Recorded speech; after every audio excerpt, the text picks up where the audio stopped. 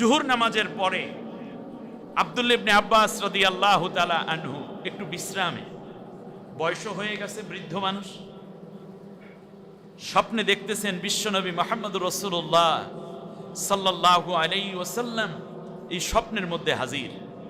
চেহারার মধ্যে অনেক বিষণ্ণতা, উৎকণ্ঠা, পেরেশান, টেনশন, হেজিটেশন, শরীরের মধ্যে কাদা মাখা। নবীজির শরীরের বিভিন্ন জায়গায় কি কাদা মাখা।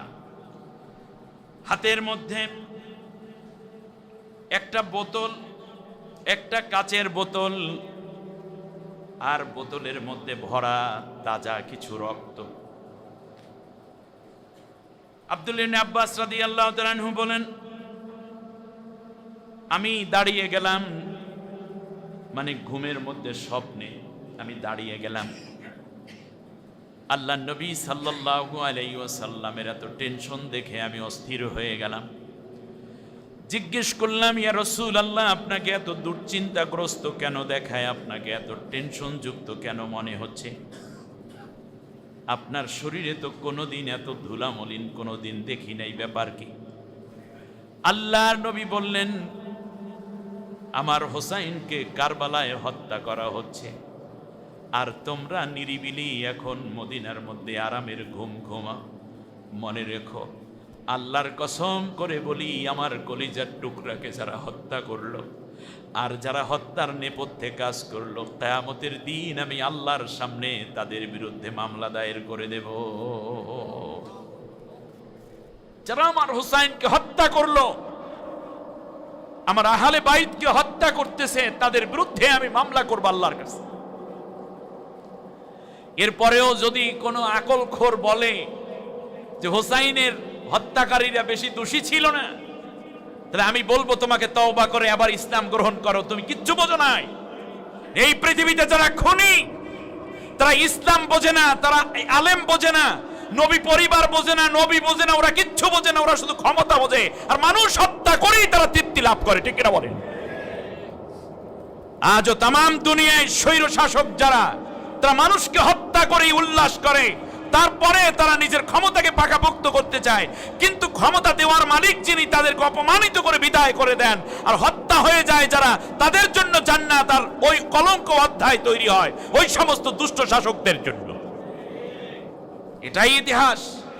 মাত্র 2 বছর 6 মাস ক্ষমতায় ছিল ইয়াজিদ। শেষ পর্যন্ত তার মৃত্যুর অবস্থা কি হয়েছে? সন্তানের হাতে মার খেয়েছে।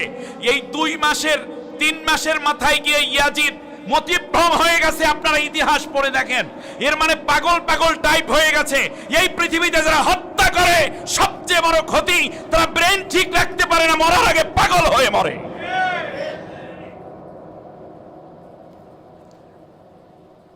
কারণ হচ্ছে, প্রত্যেকটা হত্যার পেছনে স্মৃতি থাকে।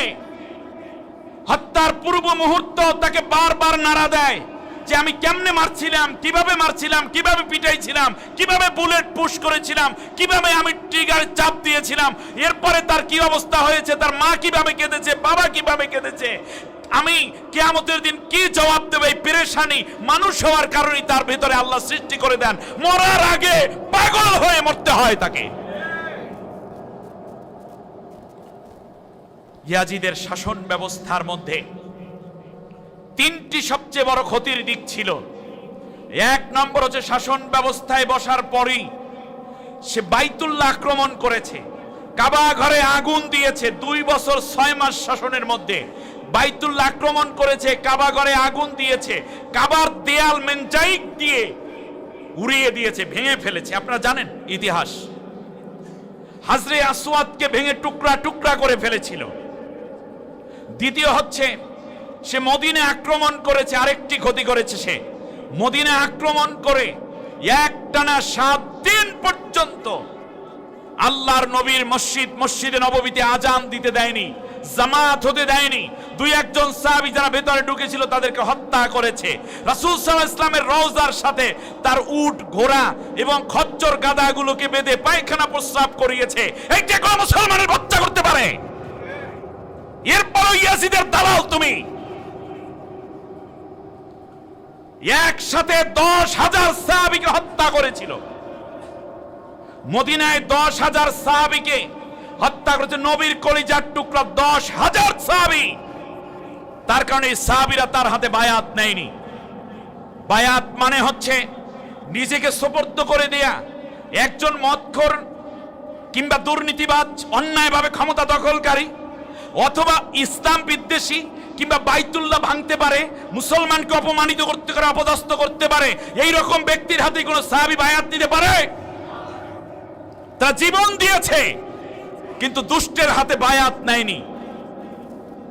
আর বায়াত না নেওয়াই ছিল তার একমাত্র অপরাধ তাদের, সেজন্য তারা হত্যা করেছে। আর তৃতীয় যেই অপরাধটা করেছে সেটা তো আগেই বলেছি, নবী পরিবারকে সে হত্যা করেছে। তার মাত্র 2 বছর 6 মাস শাসনের মধ্যেই 3টি অপকর্ম সে করেছে। একজন মানুষ পৃথিবীর বুকে জঘন্য ইতিহাসের সবচেয়ে বড় দলিল হওয়ার জন্য এই 3টি অপরাধ যথেষ্ট নয় কি? এরপরও তাকে রহমাতুল্লাহ বলবেন, এরপর তাকে হযরত ইয়াজিদ বলবেন, নাউযুবিল্লাহি মিন যালিক। তার কারণ যাদের ভিতরে ইয়াজিদি চেতনা আছে তারাই কেবল ইয়াজিদের স্বৈর শাসনকে সমর্থন করতে পারে, কোন ইমানদার করতে পারে না। হযরত হুসাইন রাদিয়াল্লাহু তাআলা আনহু দ্বিতীয় যে এই কথাটি আমি বলতে চাই, এক পর্যায়ে তাকে প্রস্তাব দেয়া হয়েছে, তিনবার চিঠি নিয়ে যাওয়া হলো উবাইদুল্লাহ বিন জিয়াদের নেতৃত্বে। তৃতীয় চিঠি যেটা ছিল সেটা ছিল মুহররম মাসের ঠিক 9 তারিখ দিবাগত রাত। উবাইদুল্লাহ বিন জিয়াদের নেতৃত্বে 3 জনে একটা চিঠি নিয়ে দিল। চিঠিটার মধ্যে লেখা ছিল, ইয়াজিদের পক্ষ থেকে তোমাকে সালাম, আমি খলিফাতুল মুসলিমিন, তুমি জানো আমার আয়ত্তে তুমি চলে এসেছো, তোমাকে হত্যা করা আমার কোনো ব্যাপার না, কিন্তু আমি চাই সসম্মানে তোমাকে তোমার বাড়িতে ফিরিয়ে দিতে। তোমাদের গায়ে কেউ ফুলের টোকাও দিবে না, কেউ তোমাকে অপমানিত করবে না, অপদস্থ করবে না, কেউ গালিগালাজও করবে না। কে বলতেছে? ইয়াজিদ বলতেছে। এর মানে গালিগালাজ করার জন্য এক শ্রেণীর লোক ইয়াজিদ রেডি রাখছিল, তিরস্কার করবে, গালি দিবে। মনে রাখবেন আল্লাহ কোরআনের মধ্যে বলেছেন ওয়াইলুল লিকুল্লি হুমাযাতিল, এটা আমার কথা নাকি? আজকে গিয়ে তাফসীর পড়বেন, আল্লাহ রাব্বুল আলামিন বলেন ওয়াইলুন কালিমাতু আযাবিন ওয়াদিন ফি জাহান্নাম, ওই ব্যক্তিদের জন্য জাহান্নাম যেই মানুষগুলো কোনো সম্মানিত মানুষকে কিংবা কোনো মানুষকে সামনাসামনি গালিগালাজ করে অথবা পিছনে পিছনে তাকে অপমানিত অপদস্থ করার ষড়যন্ত্র করে, গীবত করে বেড়ায়। আমি আল্লাহ বললাম এই মানুষগুলো সব জাহান্নামী। ওয়াইলুন কালিমাতু আযাবিনা ওয়াদিন ফি জাহান্নাম, তাফসীর এইটাই মনে না? তাফসীর জালালাইন খুলে দেখেন, যেটা হচ্ছে জাহান্নামের একটা এমন জায়গা যেখানে আমি তৈরি করেছি ওই ব্যক্তির জন্য যারা কোনো নেককার মানুষ কিংবা ইমানদার অথবা ইমানদার না হোক তাদেরকে গালিগালাজ করে। গালিগালাজ করা তো মুনাফিকের আলামত, গালিগালাজ করা তো নিচু লোকদের আলামত। কোনো ভদ্র মানুষ গালি দিতে পারে না, ভদ্র মানুষ গালি দিতে পারে না। আপনি যে কত নীচ তার প্রথম প্রমাণ আপনি গালিগালাজ করেন, অশ্লীল ভাষা ব্যবহার করেন। কোন মুমিন এটা করতে পারেন, এই জন্য আল্লাহ স্পষ্ট বলছেন জাহান্নামী। কোন জাহান্নাম? যেই জাহান্নামের ওয়াইলুনের ডরে অন্য জাহান্নাম আল্লাহর কাছে প্রতিদিন 100 বার বলে আল্লাহ ওর থেকে আমাদেরকে আলাদা করে দাও, কারণ ওর যেই আযাবের তেজ ওইটা দেখলে আমরাও সহ্য করতে পারি না। এই জায়গায় যাবে যারা মানুষকে গালিগালাজ করে। নবী সাল্লাল্লাহু আলাইহি ওয়াসাল্লামকে গালি দেওয়ার জন্য আবু জেহেল কিছু লোককে নির্ধারিত করে রেখেছে, তার মধ্যে পুরুষ নারী সবাই ছিল। নারীদের মধ্যে ছিল উম্মে জামিলা, আবু লাহাবের স্ত্রী। সে বলতো মুজাম্মামান আসাইনা ও আমরাহু আবাইনা ও দীনাহু কলাইনা, মুহাম্মদ হলো প্রশংসিত আর মুজাম্মান হলো সবচেয়ে নিকৃষ্ট। তো সবচেয়ে বড় প্রশংসিত ব্যক্তিকে সবচেয়ে নিকৃষ্ট বলে গালি দেওয়ার জন্য লোক নিয়োগ করে রাখতো আবু জেহেল। অতএব যারা সম্মানিত মানুষদেরকে অপমানিত করে তারা আবু জেহেলের প্রেতাত্মা ব্যতীত আর কিছুই হতে পারে না। গালি কেন? কোন জ্ঞানী মানুষের মুখ থেকে গালি আসবে কেন? কি পড়ালেখা করেছেন আপনি? হলোটা কি আমাদের? রূপায়ণ তো সবচেয়ে বেশি ভালোবাসি রূপায়ণকে, এখানে শিক্ষিত মানুষ বাস করে।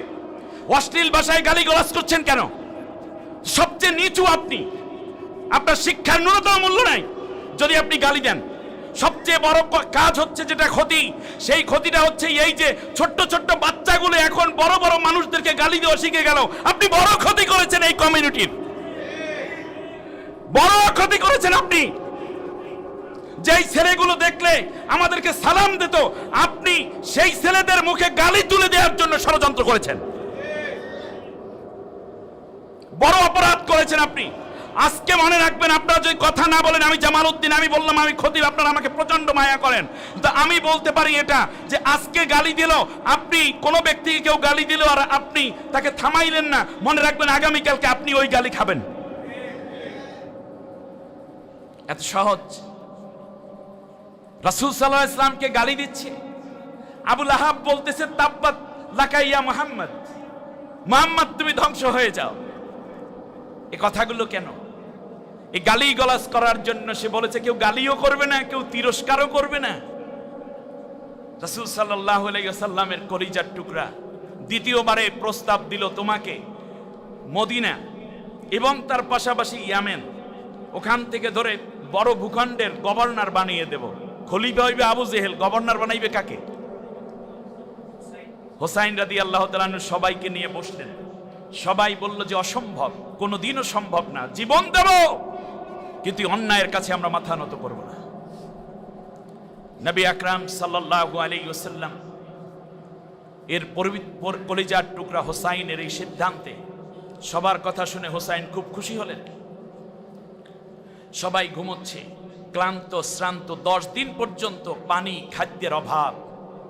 এক পর্যায়ে দেখা গেল যে হোসাইনেরও একটু তন্দ্রা এসেছে। সবার চেহারাগুলো একবার করে দেখে, এটাই শেষ দেখা গো, কালকে যুদ্ধ হবে। শেষ রাতে নবী সাল্লাল্লাহু আলাইহি ওয়াসাল্লামের কলিজার টুকরা হোসাইন তাঁবুর মাঝখানে যে একটা খুঁটি থাকে, এই খুঁটির সাথে একটু হেলাম দিয়ে আছে। স্বপ্নের মধ্যে দেখতেছেন তাঁবুর মধ্যে প্রবেশ করেছেন তারই গর্ভধারিণী জননী, জান্নাতের সর্দারিনী হযরতে ফাতেমাতুজ জোহরা রাদিয়াল্লাহু তাআলা আনহা। কপালের মধ্যে চুমু খেয়ে বলছে, বাবা তুমি ঠিক সিদ্ধান্ত নিয়েছো, আগামীকাল আসরের ওয়াক্তে তোমার আমার একত্রে জান্নাত হয়ে যাবে, কত মজা হবে। সত্য সিদ্ধান্ত নেয়ার জন্য আল্লাহ তোমাকে উত্তম পুরস্কার দান করুন।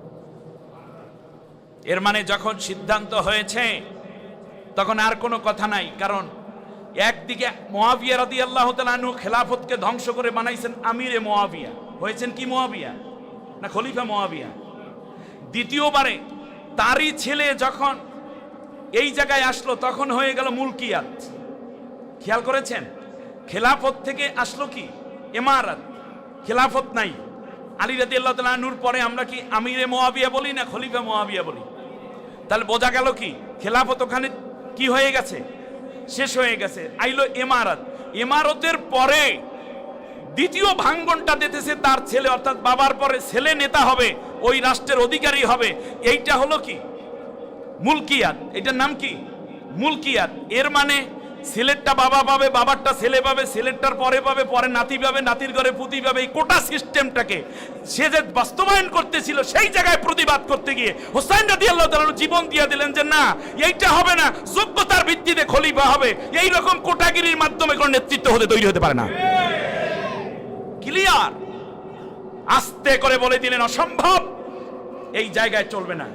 হোসাইন রাদিয়াল্লাহু তাআলা আনহু জানলেন যে আমার জীবন দেওয়া লাগবে, কারণ হলো ওখানে 10,000 সৈন্য, আরো 30,000 রেডি, জীবন তো শেষ হয়ে যাবে। কিন্তু তিনি বুঝিয়ে দিলেন যে এই যে একটা সিলসিলা জারি হয়েছে, এইটা আমি মানি নাই।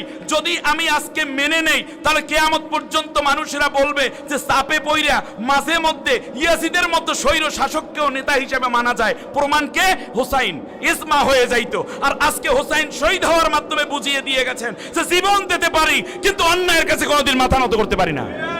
কাল কিয়ামত পর্যন্ত কোটি কোটি হোসাইনের উত্তরসূরি দুনিয়ায় বেঁচে থাকবে, যারা জীবন দেবে কিন্তু অন্যায়ের কাছে মাথা নত করবে না।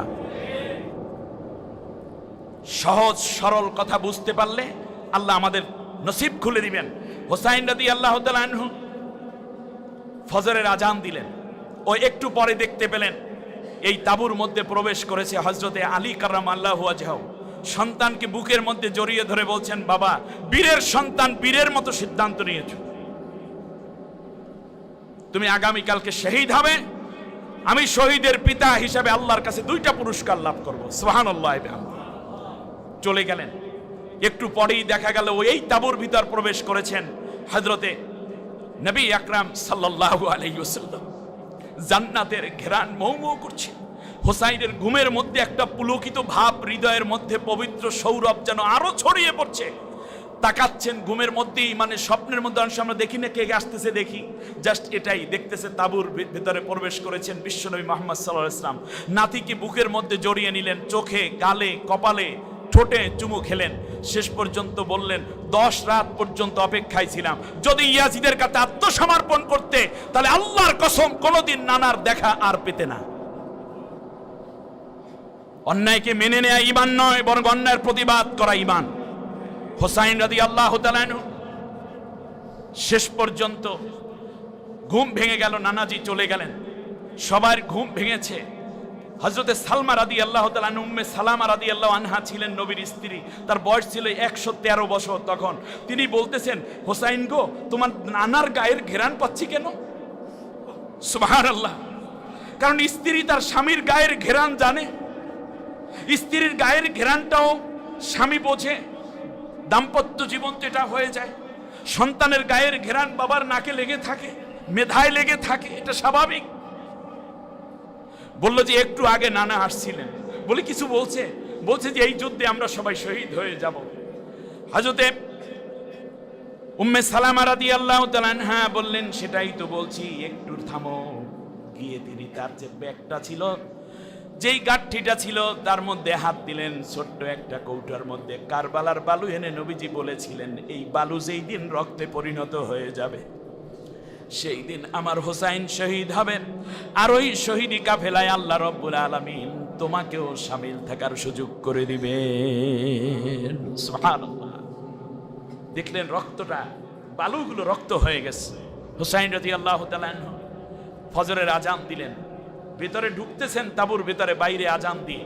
এমন সময় পেছন দিক থেকে 11 জন যুবক ডাকতেছে, হোসাইন সাইয়্যিদুনা কুম, আমাদের জন্য একটু দাঁড়ান। বলে তোমরা কারা? বললো যে আমরা ইয়াজিদের সৈন্য। বললে এখন কি, যুদ্ধ তো শুরু হয় নাই? বললো যে হ্যাঁ, শুরু হয় নাই, কিন্তু একটু পরে শুরু হয়ে যাবে। আমরা এসেছি আপনার কাছে। বলে কেন? বললো যে আপনার সাথে আজকে রাতে বিভিন্ন কম্পাউন্ডে বৈঠক হয়ে গেছে। কেউ মদ খাইছে, কেউ বা নারীবাজি করেছে, কেউ গান গেয়েছে, কেউ বা নামাজও পড়েছে। ইয়াজিদের সৈন্যরা যা ইচ্ছা তাই করে। তবে মজার ব্যাপার হচ্ছে, আমরা এই 11 জন মিলে, আমার কমান্ডারের এই 10 জন সৈন্য, আমরা সিদ্ধান্ত নিয়েছি আমরা ইয়াজিদের পক্ষে আপনার বিরুদ্ধে লড়াই করব না, বরং আপনার হয়ে লড়াই করে আমরা শহীদ হয়ে আমরা জান্নাতি হওয়ার চেষ্টা করব। বলল কেন? বলল যে একটা বিষয় আমাদের খুব লেগেছে। আমাদের এই ইয়াং এক ভাই, সে বলেছে যে কিয়ামতের ময়দানে নবীর সামনে সবাইকে দাঁড়াতে হবে, নবীর সুপারিশ নিয়ে জান্নাতে যেতে হবে গো। জান্নাত কিংবা জাহান্নামে যেই যাবে নবীর উম্মত, সবাইকে আল্লাহ নবীর সামনে আল্লাহ দেখাবেন। যখন দেখাবেন, তখন যদি আল্লাহর নবী প্রশ্ন করেন, আমার হোসাইনকে, আমার কাসিমকে, আমার আসগরকে, আমার আকবরকে কেন তোমরা হত্যা করেছিলা, নবীকে কি বলে জবাব দেব? সেই জবাব দিতে পারবো না বিধায় আজকে আপনার সাথে মিলে শহীদ হয়ে যাব, আর বিনা হিসাবে জান্নাতি যেন হতে পারি, সেই জন্য আপনার নেতৃত্বে আমরা যুদ্ধ করে যাব। সুবহানাল্লাহি বিহামদি। মোর ঘুরে গেল। হোসাইন রাদিয়াল্লাহু তাআলা আনহু বললেন, তোমরা তাঁবুর ভিতরে আসো। ভিতরে গিয়ে দেখতেছে জান্নাতের ঘ্রাণ মৌ মৌ করছে। বলছি কি এত সুঘ্রাণ কেন আপনার তাঁবুর ভিতরে? বললো যে একটু আগে নানাজি আসছিলেন তো, তার গায়ের ঘ্রাণ পাইতেছো। সুবহানাল্লাহ। একটু আগে আমার মা এসেছিলেন এই তাঁবুর ভেতরে, একটু আগে আমার আব্বু এসেছিলেন, সেই জান্নাতের ঘ্রাণ তোমাদের নাকে লাগতেছে। হোসাইন রাদিয়াল্লাহু তাআলা আনহুর কথা শুনে এক যুবক একামত দিলেন, তারপর নামাজ আদায় হয়ে গেল। হোসাইন রাদিয়াল্লাহু তাআলা আনহুর হাতের মধ্যে হাত দিয়ে হাবিব ইবনে মুসাহের নামক এই কমান্ডার বলতেছে, হোসাইন গো, কিয়ামতের ময়দানে যখন আপনি আপনার নানার কাছে হাত বাড়িয়ে কোলের কাছে চলে যাবেন, একটা দাবি করব, ওই সময় আমাদেরকে ভুলে যাবেন না, আপনার নানার সাথে, বিশ্ব নবীর সাথে আমাদের একটু পরিচয় করাইয়া দিয়ে। সুবহানাল্লাহ। তারা জান্নাত চোখের সামনে কিভাবে দেখেছে, তারা নবীকে কত উপলব্ধি করেছে। হুসাইন রাদিয়াল্লাহু তাআলা আনহু বললেন, হোর মানে মুক্ত, তোমার নামের শেষে হোর আছে, অতএব আমি ঘোষণা দিচ্ছি আল্লাহ রাব্বুল আলামিন তোমাদেরকে জাহান্নাম থেকে মুক্ত করে দিয়েছেন। শুধু তাই নয়, তোমাদেরকে রেখে আমি একা আমার নানার কাছে জান্নাতে যাব না। সুবহানাল্লাহ। যুদ্ধ হলো, একের পর এক শহীদ হলো। আমার বন্ধুগণ, হুসাইন রাদিয়াল্লাহু তাআলা আনহু এক পর্যায়ে যে কাজটি হয়েছিল তা হচ্ছে একের পর এক শহীদ হয়ে যাচ্ছে। হুসাইন রাদিয়াল্লাহু তাআলা আনহু এক পর্যায়ে যেখানে যান সেখানে বিজয় লাভ করেন, সামনে আগায়। পিছন দিক থেকে নারীর একটা ডাক দিয়েছে, আসলেন। আসগর নামের ছোট্ট সন্তানটিকে তার স্ত্রী কোলের মধ্যে তুলে দিয়ে বললেন, আমরা না হয় তাদের শত্রু হতে পারি, এই বাচ্চাটা 13 দিন বুকের দুধ শুকিয়ে গেছে, ঠোঁট শুকিয়ে গেছে, ওকে দেওয়ার মতো আর কিছুই নাই, পানি তো নাই, একটু পানি পান করানো যায় কিনা। হুসাইন রাদিয়াল্লাহু তাআলা আনহু এভাবে উটের পিঠে মানে ঘোড়ার পিঠে এভাবে হাত উঁচু করে আসগরকে উঁচু করে ধরে বলেছিল, তোমরা একটু পানি দাও আমার এই সন্তানটার জন্য, এর তো কোনো দোষ নাই। হারমালা নামক এক ইয়াজিদ সৈন্য ইয়াজিদ হুসাইনকে লক্ষ্য করে তীর নিক্ষেপ করে, মনে করেছে এটাই সুযোগ, যেহেতু হাত উঁচু করেছে। আজও আশ্চর্যান্বিত হই, স্বাধীন বাংলাদেশ ছাত্ররা আন্দোলন করে দুইটা হাত এভাবে উঁচু করে ধরেছে, নিরস্ত্র একজন যুবকের বুকের মধ্যে 4টা বুলেট বিদ্ধ করে হত্যা করার মানেটা কি? দেখ ঘৃণা। প্রশাসনের যারা বড় আছেন এখানেও কেউ যদি থাকেন, তদন্ত করা হোক কে তাকে অর্ডার করেছে। ওকে গ্রেফতার করা হতো, আন্দোলন করছে ঠিক আছে আপনি গ্রেফতার করেন। আরে গুলি যদি করতেও হয় আমি বলবো পায়ের নিচেও তো গুলি করে একটা মানুষকে আহত করা যায়। পুলিশ 11 ফ্যামিলির সংসারটা এই আবু সাঈদের উপরে নির্ভরশীল ছিল, মেধাবী এক সন্তানকে আপনি হত্যা করেছেন। আর আমাদের ইরফান রেসিডেন্সিয়াল স্কুল অ্যান্ড কলেজের ছাত্রটা কি মেধাবী, ফুটফুটে, আমার কাছে সে কোরআন শিখেছে। আপনারা জানেন আমি রেসিডেন্সি স্কুল অ্যান্ড কলেজে আমি কোরআন শিখিয়েছিলাম। ছেলেটা এত মেধাবী, এত অমায়িক। আমি আজকে বিশেষ করে দাবি করব, আর কোন মায়ের কোল খালি করবেন না। তার কারণ একজন স্টুডেন্ট মানে আগামী দিনের সে প্রেসিডেন্ট অথবা ডিসি অথবা এসপি, আমার বাংলাদেশের প্রাইম মিনিস্টার, সে ঠিক কিনা বলেন? আমি ছাত্রদেরকে বলবো কোনো সহিংস প্রোগ্রাম তোমরা দিবে না। গোটা জাতি তোমাদের প্রতি দয়া প্রদর্শন করছে। আমার বিশ্বাস প্রধানমন্ত্রী তিনি একজন মা, তিনি একজন দাদি, তিনি একজন নানি। আমার বিশ্বাস এই বিষয়টাকে তিনিও সফটলি মোকাবেলা করবেন। যারা শহীদ হয়েছে, কারণ এদের হাতে অস্ত্র ছিল না, আল্লাহ তাআলা তাদেরকে শাহাদাতের মর্যাদা দান করুন। নিরস্ত্র কোনো মানুষকে হত্যা করার অধিকার কেউ দেয়নি।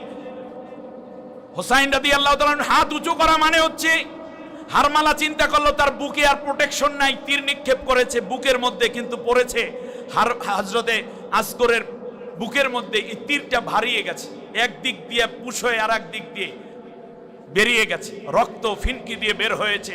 দৌড়ে ঘোড়া নিয়ে চলে গেলেন, স্ত্রীর কাছে গিয়ে বললেন, তোমার আসগরকে জনমের মতো পানি পান করাইয়া এনেছি, কোনো দিন আর তোমাকে কষ্ট দিবে না, কান্না করে তোমাকে আর কোনোদিন মা বলে তোমাকে আর চিৎকার করে ব্যথিত করবে না, জান্নাতের পানি পান করানো হয়ে গেছে। সুবহানাল্লাহ।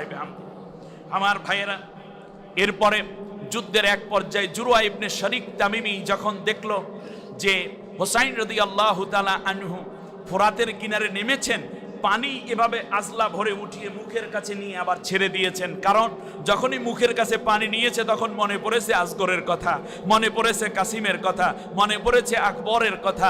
এই কথাগুলো মনে পড়ার কারণে বললেন যে না, এই পানি পান করা যাবে না, কারণ এই জায়গায় পানি পান করেছে ইয়াজিদের খচ্চর এবং গাধাগুলো, অতএব এই জায়গায় হুসাইনের মুখে পানি উঠতে পারে না। সুবহানাল্লাহ পড়বেন না আপনারা? যারা বীর পুরুষ তাদের চিন্তা থাকে অনেক উচ্চ মাপের, আর আপনি মুসলমান একটা বিড়ি পাইলে উড়িয়ে যান, 500 টাকার ঘুষ পাইলে মিথ্যা বলেন সমানে, চাকরির একটা প্রমোশনের জন্য আপনি অন্য মানুষকে হত্যা করতে দ্বিধা করেন না? আপনি কি মুমিন? আপনি হোসাইনের উত্তরসূরি হতে হলে আজকেই আপনাকে একেবারে কাটসাট করে হৃদয়টাকে পাক পবিত্র করতে হবে। হোসাইন রাদিয়াল্লাহু তাআলা আনহু কিনার বেয়ে উপরে উঠতে পারছেন না। হারমালা নামক জুরা ইবনে শরীক তামিমি দেখতে পেল হোসাইন রাদিয়াল্লাহু তাআলা আনহু এক অবস্থায়, সাথে সাথে দৌড়ে গেল, তারপর বুকের উপর উঠে বসলো, ছুরি দিয়ে চালাচ্ছে বুকের উপরে। যখন ঘাড় কেটে ফেলতেছে বলতেছে যে তোমরা এই ছুরি দিয়ে কাটতে পারবে না, কারণ আমার নানাজি এখানে অনেকবার চুমু খেয়েছেন, যার কারণে গলাটা কাটা যাচ্ছে না। তার চেয়ে কাজ করো, আমার নিজের একটা ছুরি আছে, এই ছুরিটা দিয়ে আমাকে হত্যা করে ফেলো, তাহলে আমি শহীদ হয়ে যেতে পারি। সুবহানাল্লাহ। সেই দিন যাদেরকে হত্যা করা হলো তাদের মাথাগুলোকে আলাদা করা হলো। করুণ ইতিহাস শুনুন, মাথাগুলোকে আলাদা করে বর্ষার মাথায় সেগুলো বাঁধা হলো। তারপরে খণ্ডিত দেহগুলোকে সমানভাবে সাজানো হয়েছে। তার উপর দিয়ে ইয়াজিদ বাহিনী ঘোড়া চালাইয়া তারপর গোশত থেকে হাড্ডিগুলোকে আলাদা করে যতক্ষণ পর্যন্ত সম্পন্ন না করেছে ততক্ষণ পর্যন্ত কয়েক শতবার মরা লাশের উপর দিয়ে ঘোড়া চালাই গেছে। নৃশংসতা। হুসাইন রাদিয়াল্লাহু তাআলা আনহুর মাথা মোবারক নিয়ে যাওয়া হলো কুফার এক মসজিদে।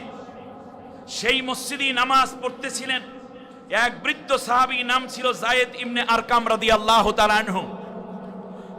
ইয়াজিদের পুত্র খাওলা ইবনে ইয়াজিদ একটা ছুরি নিয়ে এসে হুসাইন রাদিয়াল্লাহু তাআলা আনহুর ঠোঁটের মধ্যে খোঁচাচ্ছে, চোখের মধ্যে খোঁচাচ্ছে, আর ঠোঁট এবং চোখ দিয়ে দরদর করে রক্ত ঝরতেছে। যায়েদ ইবনে আরকাম রাদিয়াল্লাহু তাআলা আনহু শুনতে পেলেন কাকে যেন গালি দিচ্ছে। ওখান থেকে লাঠিতে ভর দিয়ে ভেতর থেকে, মসজিদের ভেতর থেকে বারান্দায় আসলেন। বারান্দায় এসে তিনি দেখতে পেলেন এই অবস্থা, হোসাইনের লাশ। সাথে সাথে মাথাটাকে তিনি টেনে তার বুকের মধ্যে নিয়ে নিলেন, এগালে ওগালে চুমা খায়, চোখের মধ্যে চুমা খায়, আর বলতেছে আল্লাহর দুশমন তুই কাকে গালি দিচ্ছিস? যাদের ব্যাপারে আল্লাহ সরাসরি আহলে বাইত বলে উল্লেখ করেছেন, কিয়ামত পর্যন্ত নবীর উম্মতেরা দোয়া করে ওয়া আলা আলি মুহাম্মদ, মানে কি আমরা মুহাম্মদ সাল্লাল্লাহু আলাইহি ওয়াসাল্লাম আহল পরিবার বর্গের উপরে সালাম পাঠাই, দুরূদ পাঠাই, ঠিক কিনা বলেন? তুমি তাকে কষ্ট দিচ্ছ, দুষ্টর সন্তান তুমি, দুষ্ট, এবার থেমে যাও। শেষ পর্যন্ত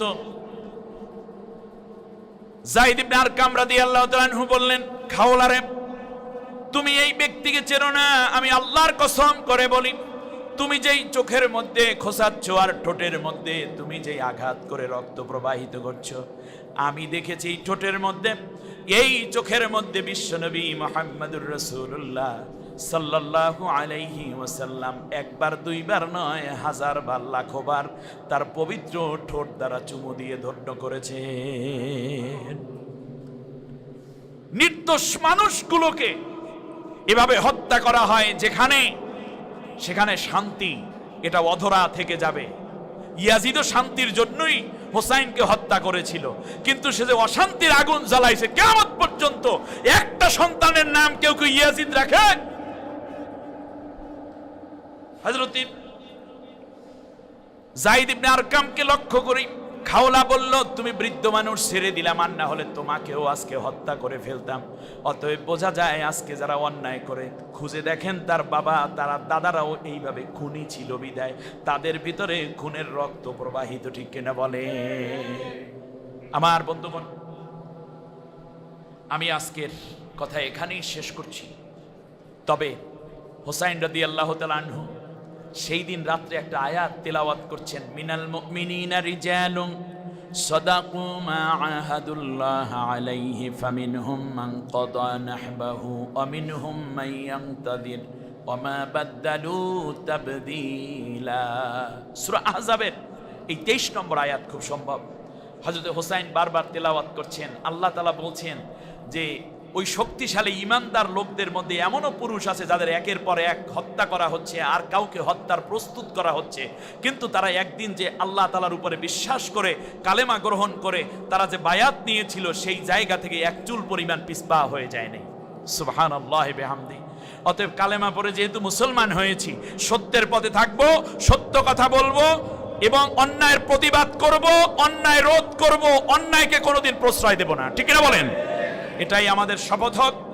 আজকে আমি ইতিমধ্যে বলেও ফেলেছি, কোটা আন্দোলন যারা করছো, এটা তোমাদের ন্যায্য আন্দোলন। গোটা বাংলাদেশের পুলিশ, র্যাব, গোয়েন্দা, ডিবি, ডিএসবি, সেনাবাহিনী সবাই তোমাদেরকে মূলত নৈতিক সমর্থন দিয়ে ফেলেছে। অতএব তোমাদের আন্দোলন যেন হয় শান্তিপূর্ণ। আর রেসিডেন্সিয়াল মডেল কলেজের ছাত্রটির জন্য আমি খাস করে দোয়া চাই। হ্যাঁ, ঠিক তার পাশাপাশি যারা জীবন দিয়েছে, শহীদ হয়েছে, আল্লাহ তাদেরকে সর্বোচ্চ মর্যাদা দান করুন। আর যেন কোনো মায়ের কোল খালি না হয়। পুলিশ, আপনিও কোনো বাবার সন্তান, আপনিও ছাত্র ছিলেন। আর মনে করি, গত জুমায় আমি বলে ফেলেছি, কোটা হবে কেবলমাত্র প্রতিবন্ধীদের জন্য, আর কারোর জন্য কোটার দরকার নেই। ঠিক কিনা বলেন? কোটা কিসের? আপনি মেধা দিয়ে চালান। ঢাকা ইউনিভার্সিটি সহ সমস্ত বিশ্ববিদ্যালয়গুলো খুলে দেন, স্কুল কলেজগুলো খুলে দেন, বাংলাদেশ স্বাভাবিক পরিবেশে ফিরে আসুক। আল্লাহ কবুল করুন, বলেন আমিন।